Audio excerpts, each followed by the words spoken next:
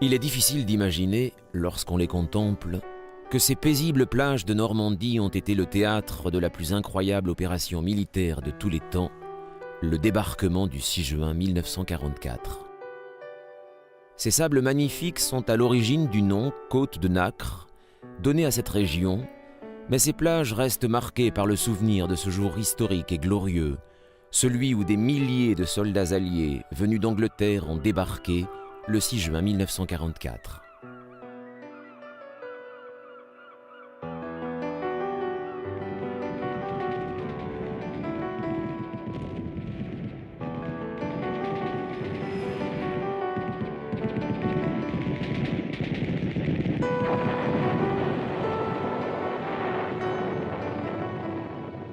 Les événements glorieux qui se sont déroulés là, passés dans l'histoire sous le nom de jour J, ont marqué le début de la fin de la Seconde Guerre mondiale.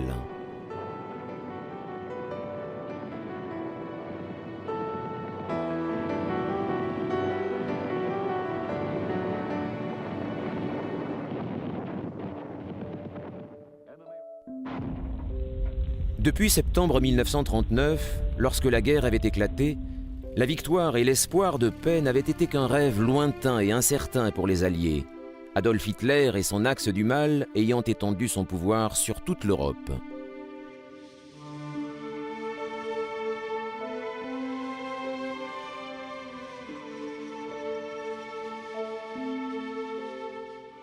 Mais vers 1942, le brouillard du doute avait commencé à se dissiper pour laisser place en l'espérance d'un monde libéré de la tyrannie nazie. Bien que, jusqu'au jour J, la victoire ait toujours été en faveur d'Hitler, le sort des armes commença à changer de camp, en Afrique du Nord d'abord, puis en Italie.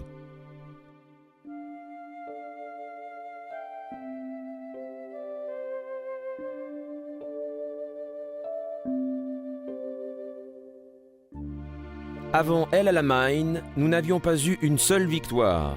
Après El Alamein, nous n'aurons plus une seule défaite, déclara le Premier ministre Winston Churchill après que la 8e armée britannique ait triomphé lors de la seconde bataille d'El Alamein du général favori d'Hitler, Erwin Rommel, le renard du désert. Les Alliés faisaient des progrès. Bien que des mois et des années de combat les attendaient encore, le sort penchait enfin en leur faveur. Désormais, bien que les événements d'Afrique du Nord aient fait l'objet d'une couverture détaillée dans les programmes précédents, il n'est pas inutile de prendre un moment pour jeter un regard en arrière, au moment où les principaux acteurs vont émerger, ceux qui vont jouer un rôle déterminant dans la réussite du débarquement, l'opération Overlord.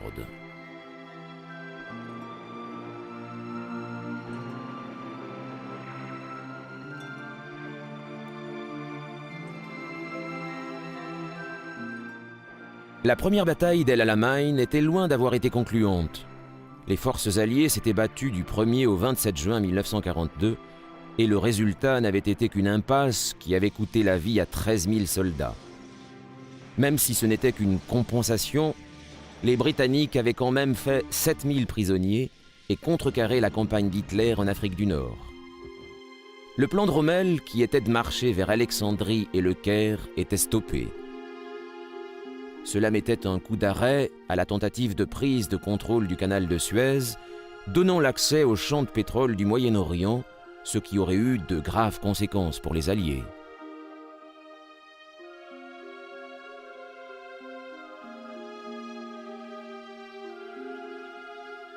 Le général Bernard Montgomery prit la tête de la 8e armée britannique en août 1942, et c'est son initiative et sa clairvoyance qui ont conduit à la victoire lors de la seconde bataille d'El Alamein.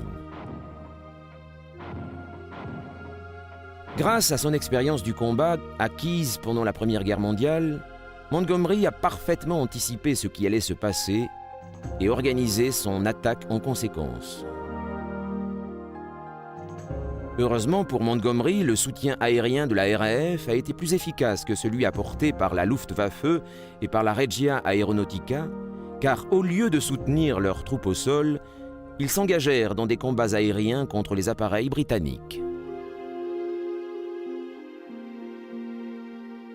Globalement, les pertes alliées s'élevèrent à la moitié de celles subies par les Allemands, soit 30% des hommes de Rommel. Celui-ci n'avait pas d'autre option que la retraite, et il déplaça les restes de son armée vers la Tunisie, où des opérations défensives pouvaient être plus facilement menées. Winston Churchill a parlé de cette bataille de 14 jours, du 23 octobre au 5 novembre 1942, comme n'étant pas la fin, ni même le commencement de la fin, mais peut-être la fin du début, formule devenue célèbre. C'est à cette date que les Alliés ont commencé à s'ouvrir la route de la victoire, grâce à l'expérience acquise et à l'importance de cette victoire contre Rommel.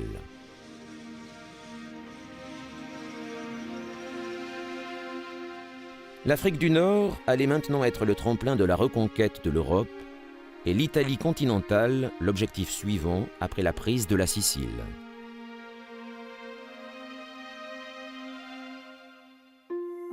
L'opération alliée, nom de code Husky, était une combinaison d'opérations amphibies et aéroportées avec pour objectif de chasser à la fois l'aviation basée en Sicile et la marine afin d'offrir aux Alliés un accès à toute la Méditerranée.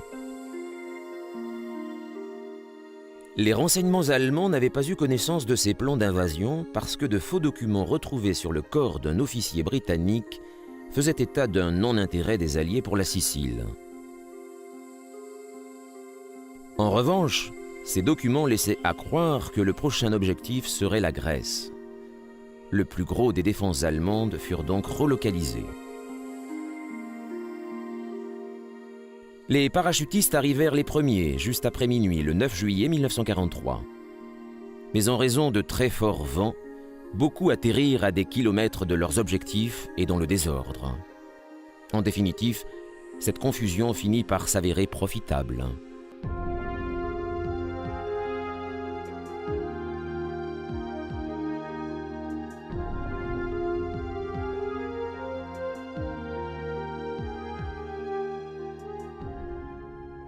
Lorsque les débarquements sur les plages commencèrent, les Alliés ne rencontrèrent qu'une faible opposition, mais à partir du 13, la résistance fut plus sérieuse et les pertes grimpèrent.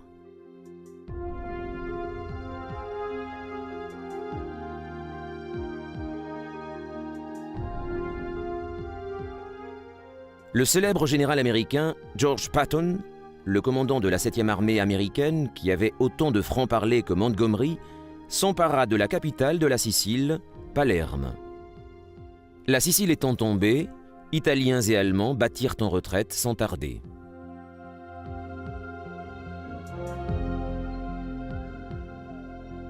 La Wehrmacht réussit à faire évacuer toute la garnison de Messine. Mais bien que les Alliés soient supérieurs dans les airs et en mer, cette évacuation rapide ne leur permit pas de profiter de la situation.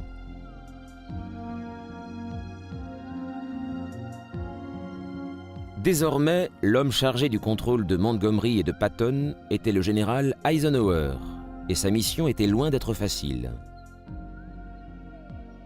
Alors que la progression en Italie ralentissait, les tensions entre Montgomery, Patton et un autre Américain, le général Omar Bradley, augmentaient. Il fallut tout le talent diplomatique d'Eisenhower pour empêcher qu'une querelle sérieuse éclate entre ces généraux, juste avant que ne commence la reconquête de l'Europe.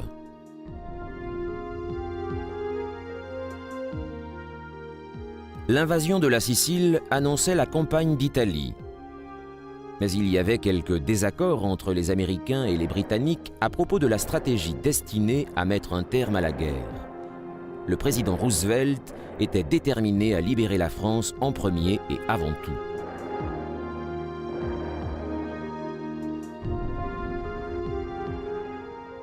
Or, Winston Churchill pensait que c'est l'Italie qui devait être traitée en premier et mise hors de combat aussi vite que possible.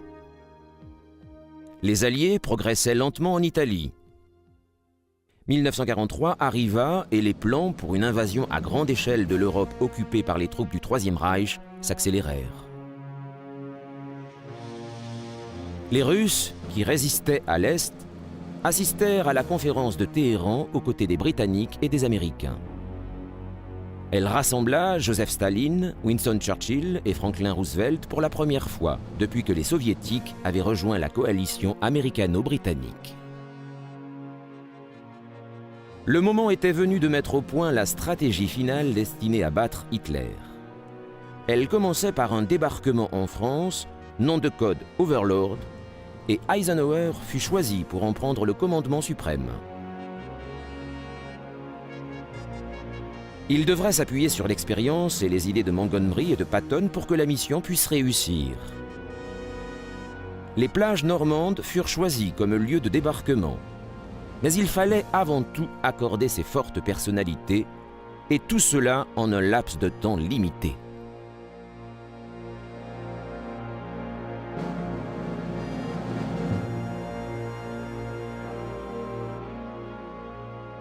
Début 1944, les relations anglo-américaines se tendirent. Montgomery insistait pour que le plan original de 3 divisions alliées passe à 5, afin d'assurer le succès en Normandie. Ceci allait certainement réduire les possibilités des Américains pour l'opération Anvil, destinée pourtant à jouer un rôle majeur dans le débarquement. Eisenhower était en effet désireux de créer une diversion en débarquant sur la côte d'Azur avec une armée. Mais Churchill et les Britanniques y étaient farouchement opposés, car si les forces restaient concentrées en Italie, Rome tomberait aux mains des Alliés bien plus tôt.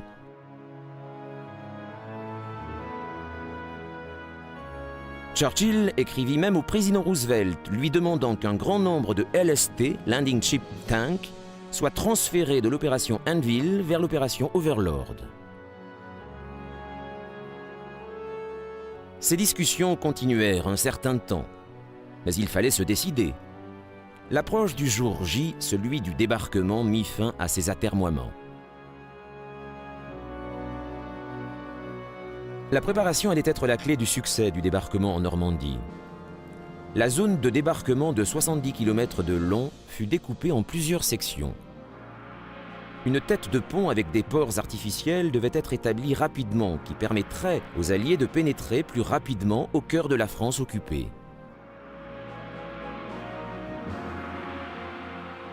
Il fut décidé que les divisions américaines débarqueraient dans la région de Cherbourg, sur des plages baptisées Utah et Omaha, tandis que les Britanniques et les Canadiens prendraient pied sur Gold, Juno et Sword, sur la côte jusqu'à Caen.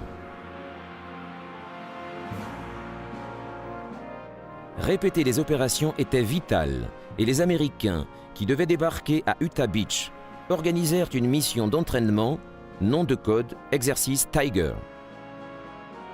Une zone de la côte du Devon, Splatton Sands, fut choisie et 30 000 soldats impliqués. Mais un désastre survint.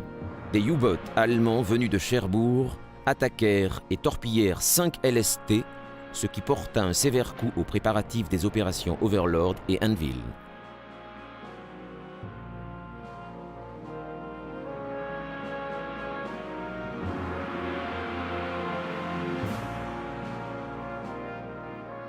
Au début de la guerre, Churchill avait demandé que de grands navires soient construits qui pourraient emporter jusqu'aux plages un grand nombre de chars lourds, par n'importe quel temps.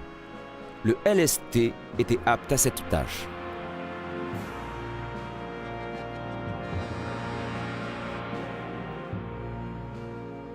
Mais les pertes subies à Slapton signifièrent un report de l'opération Anvil afin d'apporter un soutien maximum à l'opération Overlord. 700 soldats avaient péri durant l'attaque des U-boats. Cette répétition s'était transformée en désastre.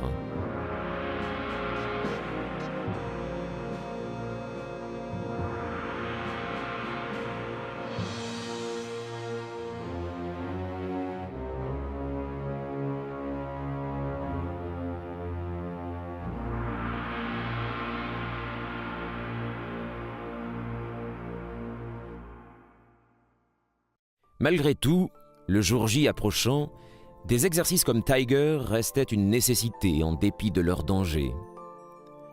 En raison de l'ampleur de l'opération, il existait une grande disparité dans l'expérience et le niveau d'entraînement des soldats, des marins et des aviateurs engagés. Mis à part ceux qui avaient combattu en Afrique du Nord ou au cours des opérations en Italie, la plupart des divisions américaines arrivaient tout droit des États-Unis et n'allaient pouvoir bénéficier que de quelques semaines d'entraînement intensif sur le sol britannique. L'aviation, la marine et les régiments d'assaut devraient s'entraîner intensivement et coopérer afin d'assurer une issue positive au débarquement. Afin que les troupes soient aussi bien préparées que possible, les terrains d'entraînement devaient ressembler aux 5 plages de débarquement normandes.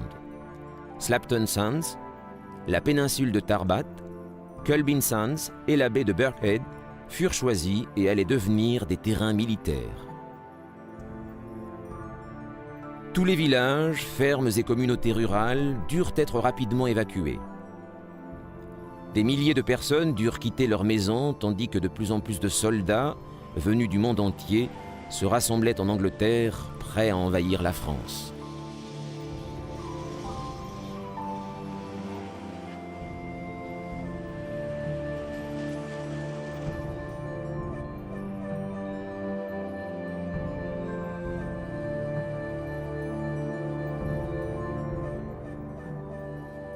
Sans tarder, la côte sud devint une énorme zone d'entraînement et de débarquement pour préparer toute éventualité pour avril et mai.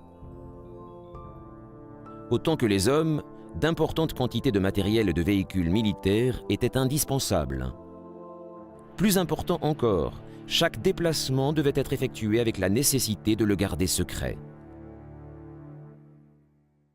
Hitler et ses généraux savaient bien qu'une attaque était imminente, mais l'un des faits les plus incroyables à propos du jour J est la manière dont le contre-espionnage allié réussit à garder confidentiels tous les détails de cette opération.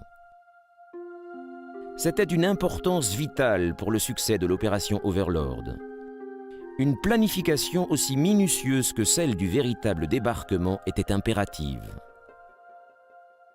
Un niveau d'accréditation nommé Bigot fut créé pour ceux qui détenaient les informations complètes concernant l'opération Overlord, et le nombre d'officiers Bigot fut maintenu à un minimum absolu pour empêcher toute fuite d'informations. Naturellement, au fur et à mesure que l'opération approchait, les différentes forces étaient briefées sur les types de zones où elles allaient être envoyées. Mais la crainte que ces informations fuient était si grande que tous ceux qui connaissaient ces zones prévues étaient gardés strictement à l'œil et dans certains cas cantonnés dans des camps entourés de barbelés comparables aux camps de prisonniers.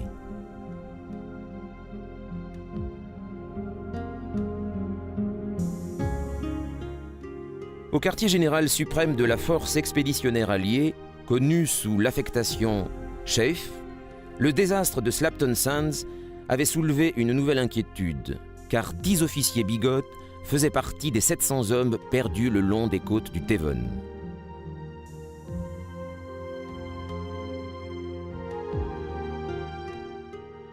Une importante opération de ratissage fut ordonnée pour retrouver les 10 officiers, car il y avait un risque qu'ils aient pu avoir sur eux des documents classifiés Bigot ou pire, avoir été capturés et interrogés par les Allemands. Les 10 corps furent retrouvés et le chef poursuivit l'opération Overlord en sachant que son secret n'avait heureusement pas été divulgué. Un des généraux adorait boire un verre dans les hôtels de Londres et se plaignait ouvertement qu'il n'arriverait pas à obtenir ses approvisionnements avant le 15 juin. Il fut renvoyé aux États-Unis immédiatement. Un autre incident impliqua un jeune soldat britannique qui évoqua l'opération Overlord avec ses parents qui estimèrent qu'il était de leur devoir d'en informer les autorités militaires. Ce ne sont pas uniquement des propos imprudents dont le chef pouvait s'inquiéter. Dans la dernière ligne droite avant le jour J, un incident incroyable se produisit. Un courant d'air soudain souffla 12 exemplaires de documents Bigot par une fenêtre dans un bureau de Whitehall. Les officiers de sécurité durent affronter le trafic routier pour les récupérer un à un. Puis, comme si les suites du coup de vent ne suffisaient pas, une coïncidence inquiétante survint 33 jours avant le jour J. Des mots, en relation directe avec l'opération, apparaissaient dans les mots croisés du Daily Telegraph.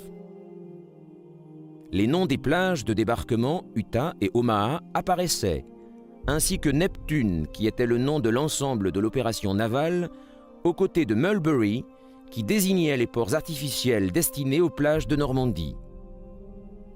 Mais le plus inquiétant était une définition dont la réponse était Overlord. Immédiatement, l'instituteur à la retraite qui avait créé cette grille fut interpellé pour interrogatoire et suspecté d'être un espion au service des nazis tentant de les informer. Il réussit à convaincre le MI5 de son innocence, mais cette histoire demeure l'une des énigmes les plus bizarres de toute la Seconde Guerre mondiale. Le Chafe avait de bonnes raisons d'être sur ses gardes, car le sort de la guerre et celui de milliers de vies dépendaient de ce secret.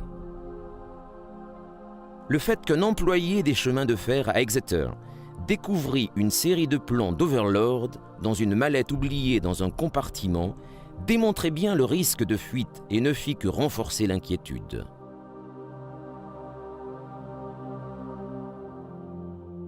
Cependant, conserver les plans de l'opération secret n'était qu'une partie du processus. D'importants efforts pour fournir aux Allemands des informations incorrectes furent orchestrés et ceci fonctionna très bien. Tout d'abord, l'itinéraire le plus logique pour un débarquement allié se situait entre Douvres et Calais. Le Chafe fit tout ce qui était possible pour s'assurer que c'était bien ce à quoi les Allemands s'attendaient. Pour chaque vol de reconnaissance effectué sur la Normandie, 2 étaient effectués sur le Pas-de-Calais. Des leurres de chalands de débarquement flottaient sur la Tamise et dans les ports de la Manche pour ajouter à la confusion. Ces diversions devinrent si complexes que ce projet de désinformation reçut le nom officiel de Opération Fortitude. Ceci s'avérait si crédible que même Rommel, chargé par Hitler des défenses de la France pour contrer une invasion alliée, en fut convaincu. Il concentra ses troupes vers Calais, laissant la Normandie affaiblie.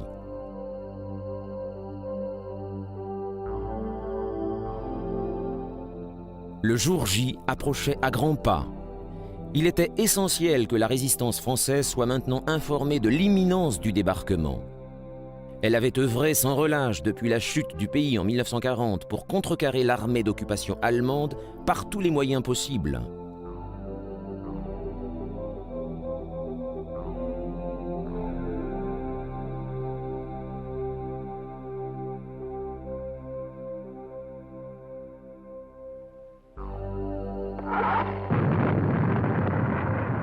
Hello, forces. Once again, this is Joan Griffiths saying thank you. Le processus s'engagea. 2 messages codés furent diffusés par la BBC le 1er puis le 5 juin. Les sanglots longs des violons de l'automne, suivis par « Blesse mon cœur d'une langueur monotone ». Ils étaient loin d'être secrets, car le chef du renseignement allemand avait été averti de la signification de ces mots étranges. Mais lorsqu'il en avertit Rommel, celui-ci la réfuta prétextant que les Alliés ne pouvaient pas annoncer leur plan par radio, considérant à tort que ceci faisait partie d'une stratégie complexe de désinformation. Un grand débat avait eu lieu afin de fixer la date idéale pour l'opération Overlord. Le commandant en chef de la force expéditionnaire alliée, le général Eisenhower, avait tout pris en considération, de la météo aux vagues et jusqu'aux phases de la Lune. Une pleine lune serait essentielle pour la lumière, tout comme une météo printanière, et initialement, c'est le 5 juin qui fut choisi. Cependant, lorsque le temps se changea en tempête, les Alliés durent faire face à une décision extrêmement difficile. Eisenhower savait que s'il repoussait trop longtemps le jour de l'opération, il devrait attendre 2 semaines pour retrouver de bonnes conditions. Il y avait eu déjà beaucoup d'alertes chaudes. Et qui pouvait affirmer qu'il serait possible de conserver ces plans secrets 2 semaines supplémentaires? Il y avait de plus le problème de ces milliers d'hommes à bord des navires, prêts pour leur mission. Non seulement il ne serait pas facile de les débarquer sans que ce soit remarqué, mais ils devaient être hébergés jusqu'à ce que l'invasion soit lancée comme prévu.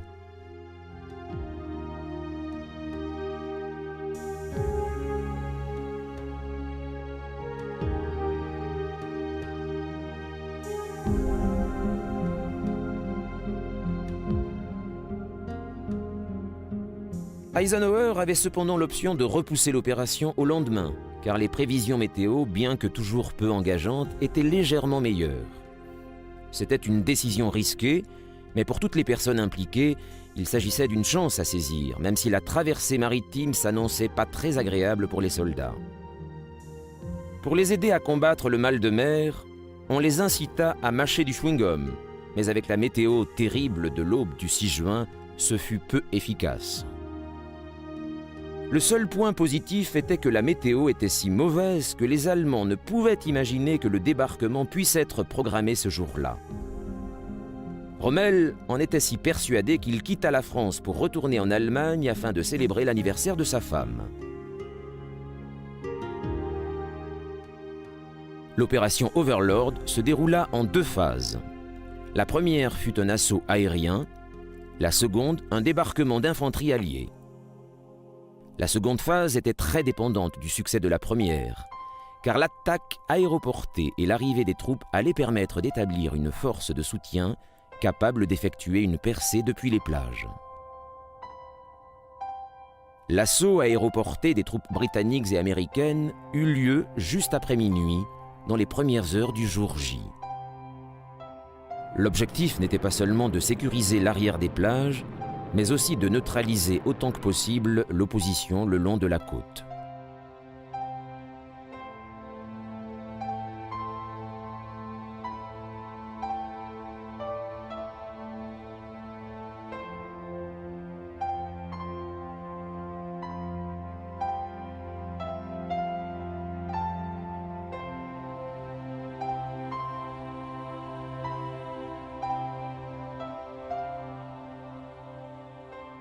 Il était vital, stratégiquement, de prendre 2 ponts au nord de Caen, au bout des plages de débarquement britanniques et canadiennes, car ces ponts offraient une possibilité aux Allemands d'attaquer depuis l'intérieur des terres.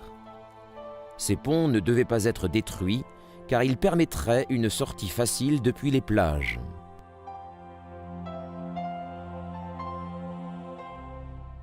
Le plus fameux d'entre eux était le pont de Bénouville sur le canal de Caen. Il est plus connu aujourd'hui sous le nom de Pegasus Bridge, parce que c'est là que la 6e division aéroportée britannique, conduite par le Major John Howard, connut son premier succès après avoir atterri directement sur la cible à bord de planeurs Horsa en bois. Pégase, le cheval ailé, était l'insigne de la 6e division aéroportée, celle qui libéra la toute première ville française, Bénouville, après avoir conquis le pont.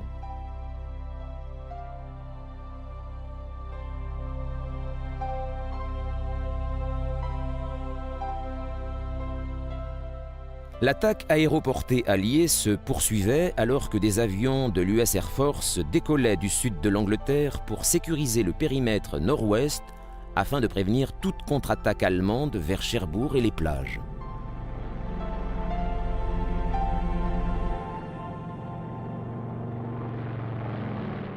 Les soldats américains des 82e et 101e divisions aéroportées ne connurent pas le même sort que les hommes du Major John Howard. En raison des terribles orages, des vents violents forcèrent les parachutistes à atterrir jusqu'à 50 km de leurs objectifs. Par mesure de défense, Rommel avait fait inonder de nombreuses zones pouvant servir à des atterrissages clandestins et avait semé des milliers de mines et planté les fameuses asperges de Rommel. Bien souvent, ceux qui furent assez chanceux pour éviter les asperges piégées finirent noyés, avec leur lourd paquetage dans les marais créés par Rommel.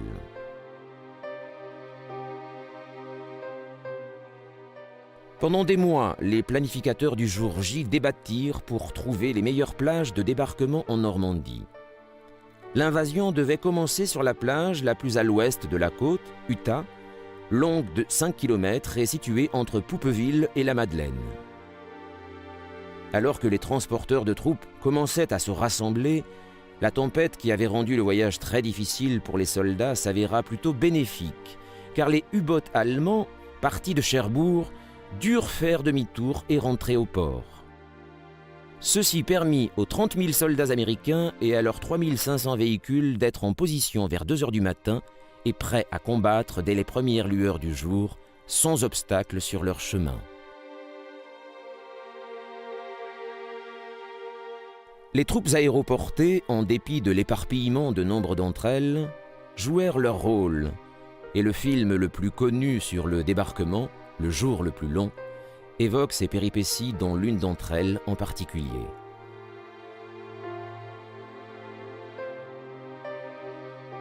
Non loin de Utah Beach se trouve le charmant village de Sainte-Mère-l'Église.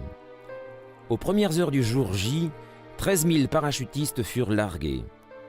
L'un d'eux, le soldat John Steele, est entré dans l'histoire en raison de son atterrissage particulier. Le parachute de Steele resta accroché au clocher de l'imposante église, le laissant pendre sans qu'il ne soit possible de lui venir en aide pour le descendre. Pendant 2 heures, il réussit à rester accroché, faisant même semblant d'être mort, mais, à un moment, les Allemands remarquèrent ses mouvements et le firent prisonnier. Un mannequin est accroché aujourd'hui encore au clocher, en souvenir de l'incroyable bravoure des innombrables soldats alliés qui ont donné leur vie pour libérer la France.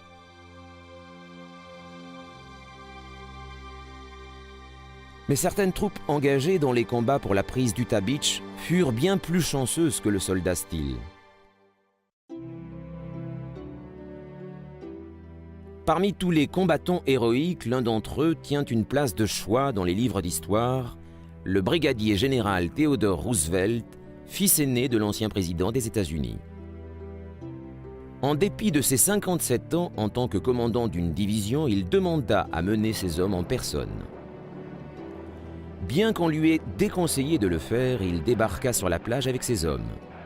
Mais, en raison d'un fort courant et de la fumée de l'assaut initial, l'unité de Roosevelt débarqua à plus de 1 kilomètre de l'endroit prévu et se retrouva face à une poignée de soldats allemands désemparés devant cette rencontre inattendue.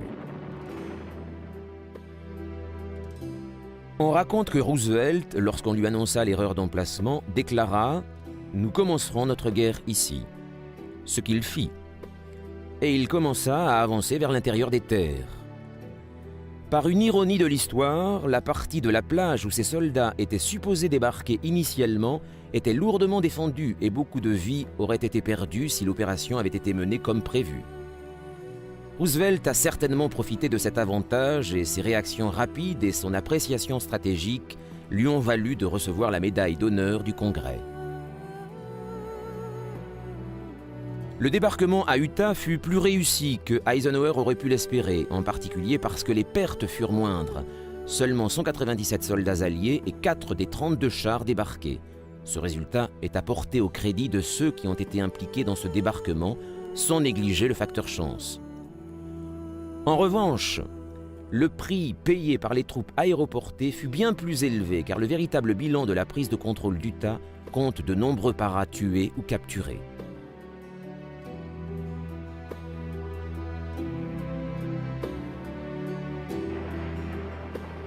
Les troupes aéroportées nettoyaient les portes de sortie possibles depuis 5 heures avant le débarquement, causant une grande confusion et empêchant une contre-attaque allemande.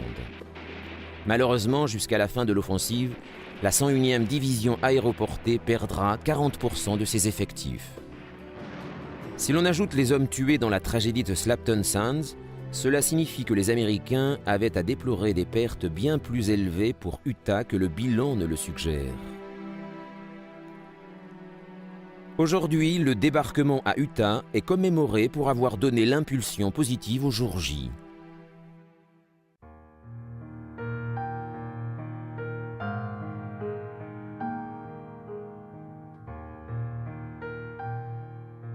Il existe de nombreux monuments le long de cette plage et le musée du débarquement de Utah Beach est un endroit à visiter absolument pour comprendre le déroulement des événements incroyables qui s'y sont déroulés ce matin de juin 1944.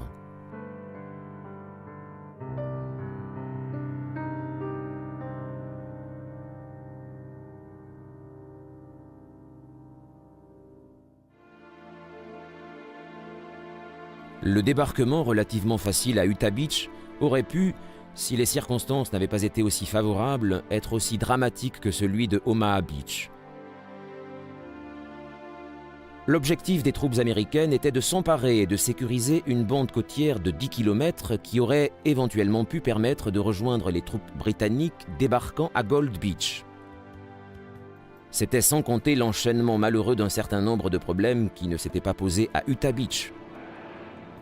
Pour commencer, les difficultés de navigation, en raison de la météo, jouèrent contre les troupes d'assaut, les amenant directement dans la ligne de mire de la 352e division allemande, très expérimentée et qui sortait d'un exercice d'entraînement dans la zone. À cette époque tardive de la guerre, tant de soldats d'Hitler étaient engagés sur le front Est pour combattre les Russes qu'on pouvait supposer qu'une grande partie des troupes qui défendaient la côte française n'étaient constituées que d'écoliers réquisitionnés. De plus, tout autant que la malchance de tomber sur des positions bien défendues, une erreur de débarquement eut de lourdes conséquences. 29 chars furent extraits trop tôt de leur chaland de débarquement et 27 de ces véhicules essentiels pour le soutien des troupes coulèrent directement, obligeant leurs équipages à rejoindre la plage sous le feu ennemi. Il est difficile de comprendre et d'imaginer tant de drames lorsque l'on regarde aujourd'hui cette plage si calme. Pourtant, le récit d'un témoin ne nous laisse aucun doute sur ô combien de scènes horribles se sont déroulées ici.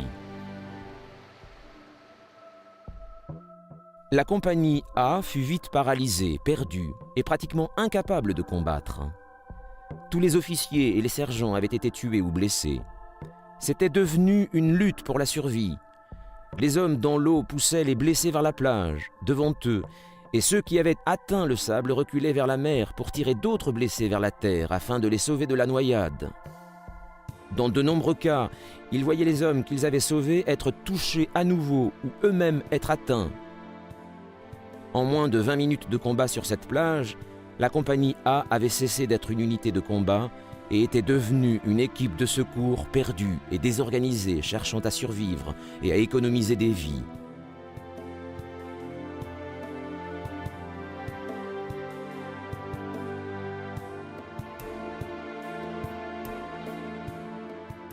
Malgré tout, l'esprit combatif de ces valeureux soldats américains était intact. Les compagnies qui avaient été dispersées furent regroupées et les soldats de rangs inférieurs reçurent de l'avancement pour remplacer leur chef qui était tombé. La progression était lente, mais le terrain conquis l'était définitivement.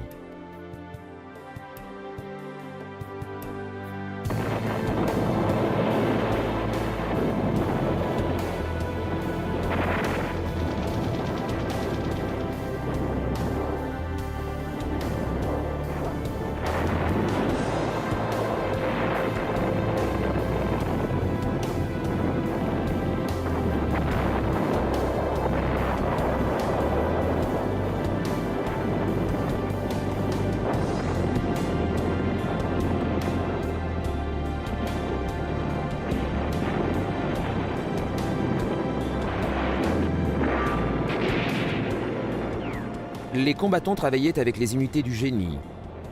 Il y eut un véritable travail d'équipe pour nettoyer les passages, traverser les plages et avancer vers les dunes, et tout cela sous des tirs intensifs qui déclenchaient parfois les explosifs alors qu'ils tentaient de les désamorcer. Les pertes américaines furent très lourdes, celles des Allemands également. Ils perdirent environ 1200 hommes, soit près de 20% de la 352e division. Les Français se réjouissaient de la perspective d'une libération, mais devaient maintenant faire face au dilemme sur la manière de traiter ceux qui étaient tombés, ennemis et amis.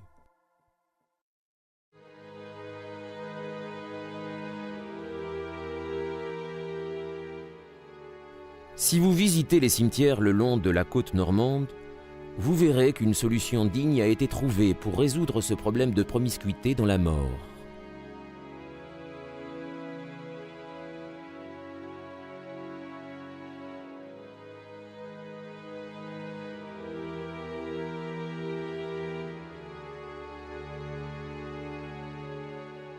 Ici, à La Cambe, le cimetière allemand, plus de 21 000 soldats reposent. La majorité sont tombés entre le jour J et le 20 août 1944. Chaque petite plaque commémore jusqu'à 4 hommes. La plupart n'étaient que des gamins et le nombre de ces petites pierres noires est un hommage aux pertes humaines subies par les deux côtés. Le cimetière est géré aujourd'hui par la Commission allemande des cimetières militaires. Il fut achevé en 1961 et depuis ce moment, tous les restes des soldats allemands découverts depuis la fin de la guerre sont enterrés ici pour reposer en paix. Il faut noter que ce genre de découverte est encore fréquent de nos jours, car les pertes humaines ont été nombreuses lors des opérations de débarquement et dans les combats qui suivirent.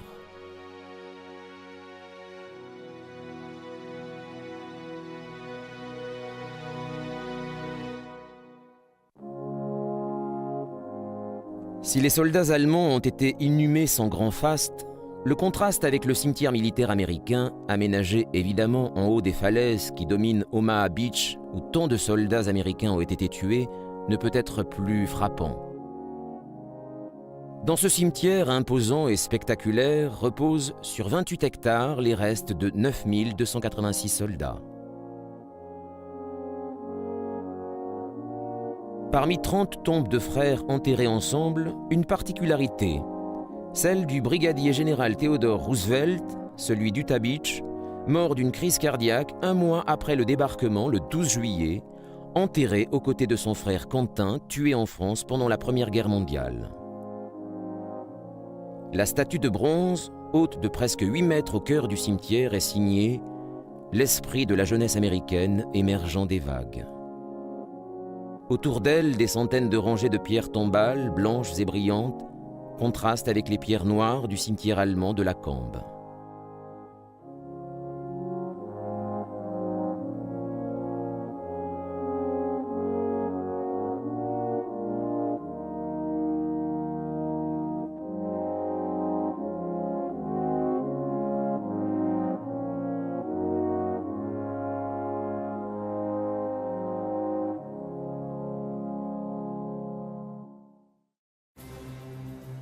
En plus d'être chargés de prendre les plages d'Utah et d'Omaha, les Américains avaient également reçu la mission d'attaquer la pointe du Hawk, une pointe stratégique pour les Allemands.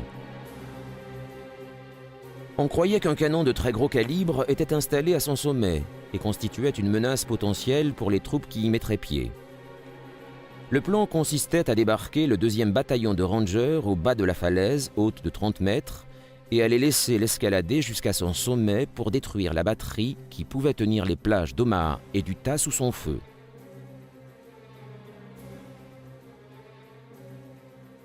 Sous le commandement du colonel James Reeder, les courageux Rangers subirent une contre-attaque violente alors qu'ils tentaient d'atteindre le sommet. Les Allemands profitaient de l'avantage de leur position dominante. Des 225 hommes qui prirent part à l'opération, 135 furent tués, blessés ou portés disparus, soit un taux de perte de 60%.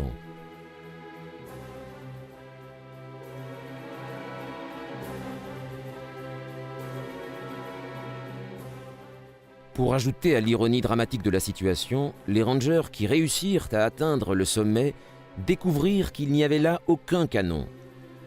Ces canons furent découverts finalement à quelques kilomètres plus loin, dans un verger non gardé, et furent immédiatement détruits.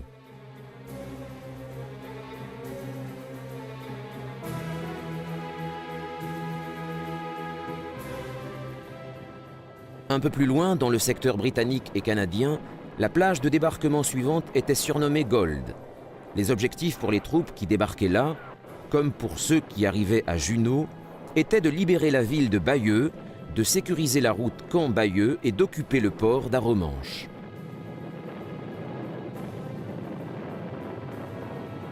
Le bombardement depuis les navires de combat en mer commença à 5h45 et le débarquement eut lieu 5 minutes plus tôt que prévu à 7h25. Comme à Omaha Beach, il fut difficile d'amener à terre les chars en raison des conditions météorologiques. Ils durent être débarqués plus tôt que prévu en raison de la grosse mer. Une douzaine coulèrent avant même d'atteindre le rivage. Même si les troupes rencontrèrent une forte résistance dans les toutes premières heures, ils parvinrent à percer les lignes allemandes, perdant seulement 400 hommes. Perte sans commune mesure avec les milliers de morts à Omaha Beach. Après avoir sécurisé Gold, les troupes britanniques tentèrent de rejoindre les Canadiens qui avaient débarqué sur la plage voisine de Juneau, la suivante sur la côte, mais ils furent incapables d'atteindre leur objectif principal qui consistait à contrôler la route Caen-Bayeux. Aujourd'hui, Gold est un lieu de vacances balnéaires, et pour les touristes qui profitent des hôtels du bord de mer, des cafés et des restaurants, le jour J est, pour la plupart, loin de leurs pensées. Cependant, dès que l'on regarde la mer, beaucoup de souvenirs de ces terribles heures subsistent encore. Arromanches est une bourgade charmante, mais le 6 juin 1944, elle était d'une importance vitale en tant que port, et les restes du port artificiel que les Alliés construisirent juste après les premiers jours du débarquement sont encore visibles, surtout à marée basse.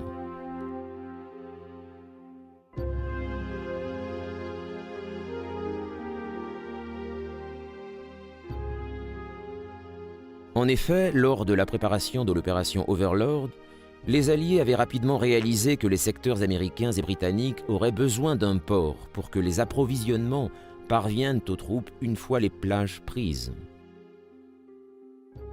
Port-en-Bessin se trouve entre les deux secteurs, mais n'était simplement pas assez grand pour accueillir tout le matériel qui allait être indispensable. Donc l'idée de construire un port flottant fut imaginée. Un port fait de blocs qui devrait être remorqué à travers la Manche dans le sillage des troupes de débarquement. Deux ports furent construits, un au bout d'Omaha Beach et l'autre à Arromanches, noms de code respectifs Mulberry A et Mulberry B. Ils étaient étonnamment grands, presque équivalents en taille à celui de Douvres. Chacune de ces constructions temporaires demanda 600 000 tonnes de béton ainsi que 15 km de chemin de roulement flottant pour permettre aux camions de circuler. Malheureusement, le Mulberry A, c'est-à-dire celui d'Omaha Beach, fut dévasté par une tempête le 19 juin, ce qui s'avéra être un coup dur catastrophique.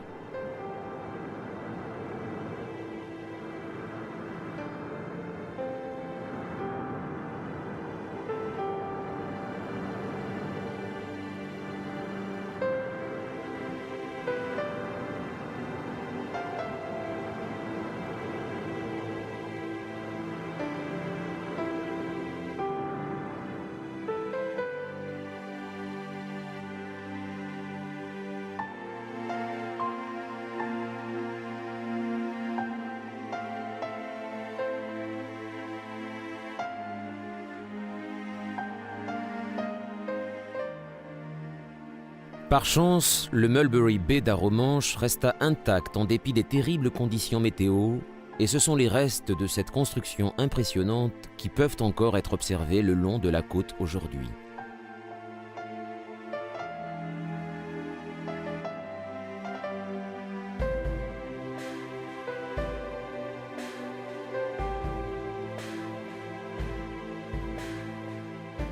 Mulberry Bay s'avéra parfaitement efficace. Il fut utilisé pour débarquer 2 500 000 hommes, 500 000 véhicules et 4 millions de tonnes de marchandises. Il reçut le nom de Port Winston car il était aussi solide et indispensable que le Premier ministre anglais.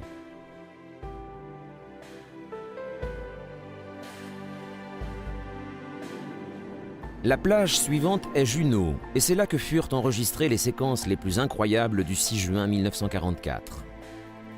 Il faut préciser qu'il y avait une cinquantaine d'équipes de reporters de guerre pour filmer tous les débarquements du jour J, ce qui est en soi un véritable exploit, parce qu'ils faisaient face au même danger que les troupes qu'ils étaient en train de filmer.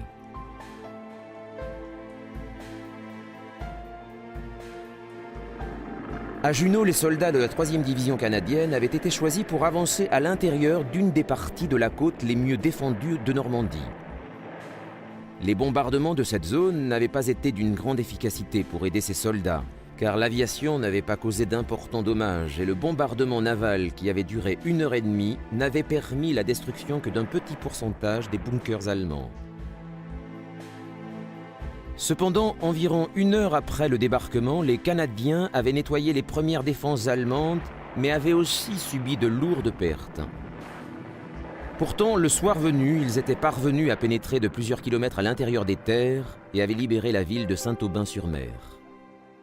C'est seulement en regardant cette précieuse séquence d'archives qu'on peut vraiment comprendre ce qu'ont dû ressentir les soldats sur le point de sortir par la rampe du chaland de débarquement. Vous pouvez apprécier la vue qui les attendait lors de cet inoubliable matin. Frigorifiés, trempés, vidés par le mal de mer, et sans aucune idée précise de ce qui les attendait, la bravoure de ces soldats du jour J était de toute évidence supérieure et bien au-delà du sens du devoir. Le dernier assaut allié se déroula sur Sword Beach. Sword était la plage la plus à l'est de toutes et à seulement quelques kilomètres de Caen. Or, libérer cette ville était un objectif prioritaire pour la 3e division d'infanterie britannique et la 27e brigade blindée qui débarqua ici. À la différence des plages d'Omaha et de Gold, la résistance sur celle-ci, bien que lourdement minée, fut faible. La zone de débarquement relativement étroite et concentrée, et un courant important rendit l'opération dangereuse lorsque ces milliers d'hommes touchèrent terre.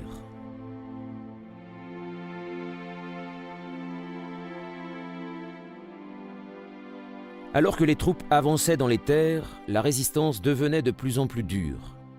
Il ne fallut pas longtemps pour que la 21e division de Panzer soit envoyée vers Sword depuis Caen.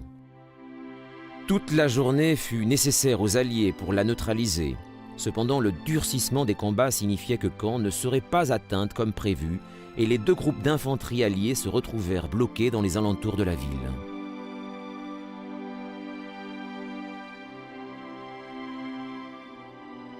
Ce ne fut sûrement pas le plus simple des débarquements, mais l'esprit combatif des Alliés était sans limite, car chacun d'eux jouait sa partition dans la libération de la France et de l'Europe écrasée.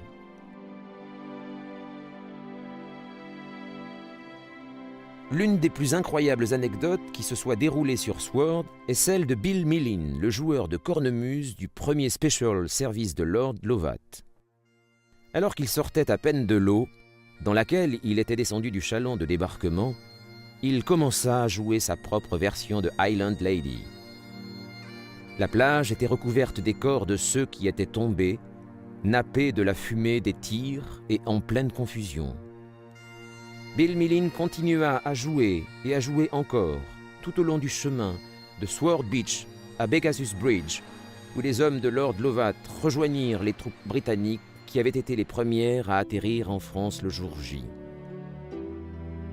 Les actes d'héroïsme, souvent incroyables pour la plupart restés méconnus, furent nombreux au cours de l'opération Overlord, qui permit aux Alliés de pénétrer dans les terres vers le cœur de la France.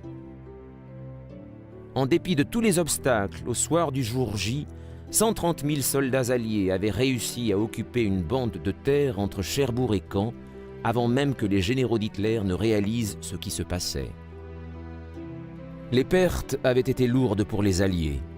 Rien que sur Omaha, plus de 3000 soldats américains avaient été tués. Hitler était cependant loin d'être terrassé. Mais les chances d'une victoire allemande allaient s'effriter rapidement.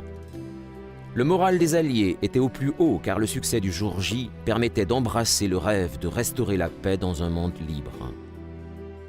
Ce rêve, petit à petit, allait devenir une réalité.